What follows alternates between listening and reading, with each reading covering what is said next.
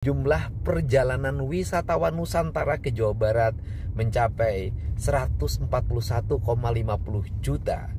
Perjalanan ini adalah perjalanan yang tertinggi sejak tahun 2021. Untuk itu, dulu Kang Deddy Mulyadi pernah pengen dilengserkan oleh sejumlah warga gara-gara kebijakannya mengenai tentang penghentian study tour bagi para siswa. Kenapa? Karena ini dapat mengurangi jumlah wisatawan. Tetapi bagaimana faktanya saat ini? Faktanya saat ini adalah wisatawan di Jabar itu lebih banyak atau meningkat dari tahun 2021. Bahkan tahun ini lebih besar daripada tahun sebelumnya, kawan-kawan. Oleh karena itu kita harus banggalah sebagai warga Jawa Barat. Nah, ini penjelasan dari Kang Deddy Mulyadi. Coba kita saksikan bersama-sama bagaimana penjelasannya, kawan-kawan. Ada kabar gembira bagi warga Jawa Barat. Dulu banyak orang membuat opini bahwa pelarangan studi tour itu menurunkan jumlah wisatawan yang datang ke Jawa Barat, mematikan industri pariwisata, mematikan pekerjaan para travel dan sopir angkutan.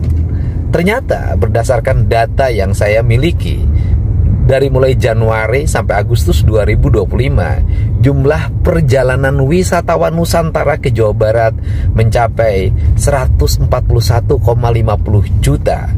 Perjalanan ini adalah perjalanan yang tertinggi sejak tahun 2021. Untuk itu, mari kita benahi kampung kita urus. Kita tata kota kita. Jawa Barat istimewa. Jadikan wisata sebagai bagian dari kehidupan pembangunan di Jawa Barat. Menata jalan, membuat drainase, memasang PJU, memasang CCTV, menutup berbagai bangunan liar yang berserakan di mana-mana, memperindah berbagai sudut pandang di seluruh wilayah Provinsi Jawa Barat merupakan bagian dari peningkatan kepariwisataan di Jawa Barat. Yuk, kita terus urus kampung kita agar jumlah wisatawan semakin meningkat. Ada beberapa kemungkinan mengapa jumlah wisatawan di Jawa Barat itu meningkat, kawan-kawan. Kemungkinan yang pertama adalah gara-gara Kang Deddy Mulyadi. Karena Kang Deddy Mulyadi itu sangat terkenal sekali, akhirnya Lembur Pakuan menjadi tempat wisata. Karena Lembur Pakuan itu adalah rumahnya Kang Deddy Mulyadi, akhirnya banyak orang di luar Jabar berkunjung ke Lembur Pakuan hanya ingin sekedar tahu, ingin dibantu oleh Kang Deddy Mulyadi dan lain sebagainya. Kemungkinan kedua adalah karena Jabar itu sejak dipimpin oleh Kang Deddy Mulyadi itu semakin rapih, kawan-kawan.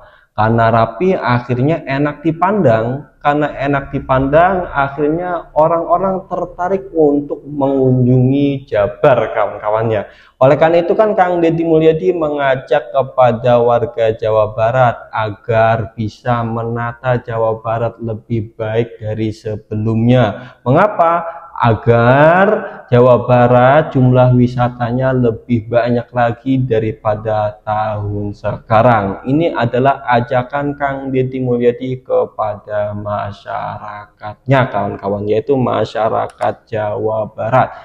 Ya, nanti kita lihat apakah nanti setelah pembangunan infrastruktur yang ada di Jawa Barat itu semua selesai, Jawa Barat akan menjadi tempat wisata hampir seluruh Jawa Barat atau tidak, kawan-kawan. Nanti kita saksikan bersama-sama lah bagaimana buktinya. Dan saya kan pernah membahas mengenai tentang wisatawan ini, kawan-kawannya. Gara-gara Jawa Barat itu dibangun, akhirnya rapi, banyak sekali warga yang berkunjung ke Jawa Barat. Akhirnya Jawa Barat memiliki kemungkinan jumlah wisatawannya akan lebih banyak. Saya telah membahas tentang ini dalam video, kawan-kawan. Tapi saya lupa videonya itu judulnya apa karena beberapa minggu yang lalu. Dan di Jakarta juga, Pramono Anung resmikan Taman Bugar di Jakarta Barat. Ini juga adalah tempat wisata, kawan-kawan. Coba kita saksikan bersama-sama bagaimana videonya. Jadi untuk Anda dari warga Jakarta Barat atau di sekitarnya deh yang bisa mengakses ke Jakarta Barat, kini memiliki tambahan ruang terbuka hijau untuk bisa berolahraga sekaligus rekreasi juga. Ini baru, ini namanya Taman Bugar ya Jason ya. Yes. Ini sudah resmi pemirsa, langsung oleh Gubernur DKI Jakarta Pramono Anung diresmikannya. Ini merupakan inisiasi anggota DPRD DKI Jakarta Hardianto Kenet yang dibangun melalui kolaborasi bersama Pemprov. Taman Bugar diresmikan Pemprov DKI Jakarta di Kelurahan Durikepa, Kecamatan Kebon Jeruk, Jakarta Barat, hari Selasa 30 September 2025. Jadi taman ini merupakan inisiasi anggota DPRD DKI Jakarta Hardianto Kenet yang kemudian direalisasikan melalui kolaborasi antara DPRD dan juga Pemda DKI Jakarta. Gubernur Jakarta Pramono Anung menyampaikan Taman Bugar ini diharapkan bisa jadi contoh pemanfaatan ruang terbuka bagi masyarakat.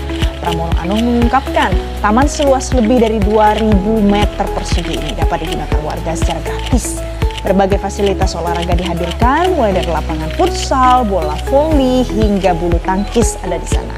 Taman ini juga dilengkapi dengan sistem drainase untuk mengantisipasi genangan air pada saat curah hujan. Di sini ada berita dari pikiran rakyat. Berkurangnya dana transfer daerah dari pusat untuk Provinsi Jabar membuat pemerintah Provinsi Jawa Barat melakukan efisiensi pembiayaan mulai dari listrik dan juga makan minum, termasuk dengan menerapkan work from home atau WFH untuk ASN Pemprov Jabar.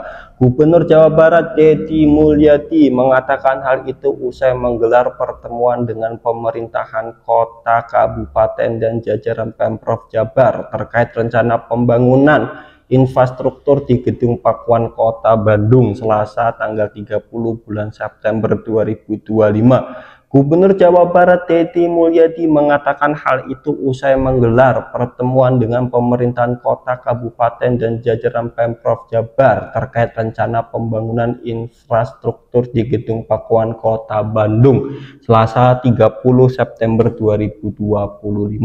Kita mencoba mengorkestrasi seluruh kabupaten kota di Jawa Barat agar tidak kehilangan spirit membangun. Karena kan ada alokasi dana transfer daerah yang untuk kabupaten kota itu mengalami penurunan sekitar 2,7 triliun dan untuk provinsi 2,458 triliun, ungkap Deddy Mulyadi. Coba kita saksikan bersama-sama bagaimana videonya dan bagaimana penjelasan Kang Deddy Mulyadi ini, kawan-kawan. Kabupaten kota itu mengalami penurunan sekitar 2,7 triliun. Dan untuk provinsi 2,458. Nah, ini kan kalau dibiarkan, saya tidak mengorkestrasi, maka pembangunan akan hilang. Kan ini berbahaya. Tetapi tadi disepakati mereka semua melakukan kinerja-kinerja yang efektif, mengefektifkan seluruh belanja. Kalau yang kemarin pinggangnya dikencengin, mungkin hari ini leher ini dikencengin. Nah, sehingga tadi disepakati anggaran pembangunan tidak berubah. Yang mengalami penurunan adalah belanja barang dan jasa, belanja pemeliharaan gedung, belanja perjalanan dinas, belanja makan dan minum, kebutuhan transportasi, dan ada rencana pengaturan jumlah pegawai masuk kerja. Sebagian WFO. Untuk apa? Untuk menurunin angka penggunaan listrik, untuk menurunin angka penggunaan internet, untuk menurunin angka penggunaan air.